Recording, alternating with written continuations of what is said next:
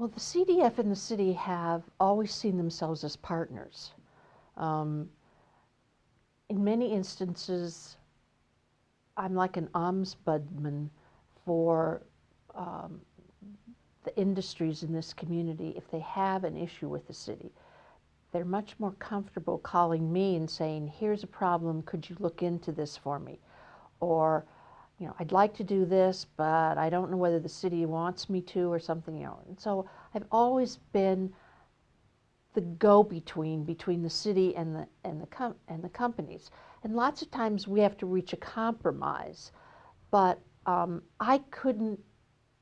CDF could not function without the cooperation that we receive from the city. It's really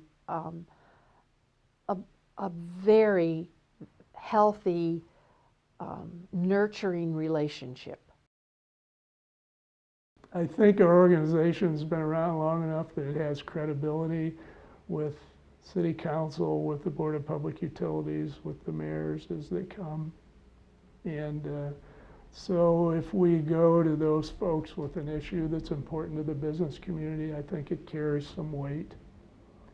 And I think that on the flip side, I think the businesses know that we try to be respectful of the needs of city government and county government. And so when we go to them with an issue, I think it carries weight in that direction too. I think if we had not had the CDF, I think our taxes would be higher, our electric rates would be higher, and I think the diversity of the community would be different. And we forget that a lot of people have come here as a result and lived here and contributed to the community that might not have otherwise been here if it hadn't been for the jobs that were created through a lot of these businesses that have chosen to locate here. And I would argue they've located here very substantially due to the efforts of the CDF and the city partnership. I'm wearing on my lapel, as I always do, the pin of the City of Bowling Green. The pin of the City of Bowling Green represents agriculture. It represents its oil days history. It represents education, which has been so important to us over the last 100 years.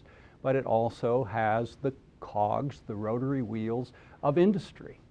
And before CDF, you couldn't have put that on the pin.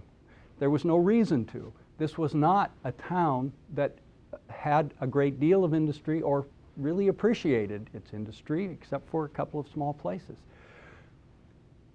CDF changed all that by bringing in so many industries. Some have come, some have gone, some have been tremendously successful, and I hope will be for years to come.